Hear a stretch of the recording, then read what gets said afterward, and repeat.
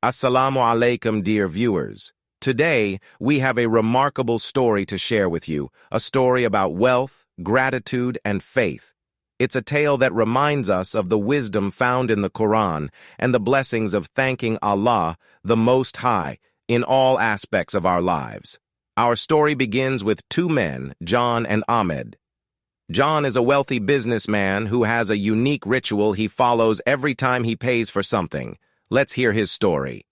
John smiling at Ahmed and says, I've always had this peculiar habit ever since I started making money. It doesn't matter if I'm buying a luxury car or a simple cup of coffee, I always pause before paying and thank my money." Ahmed curiously says to John, "Thank your money? That's unusual. Can you tell me more about it?" John, being reflective, says, "Well, you see, Ahmed, I believe that every dollar I've earned has played a part in getting me to where I am today. So, I show my appreciation by thanking it. It's become a part of who I am." Ahmed ponders on what John just said. Ahmed says, "Thanking your money.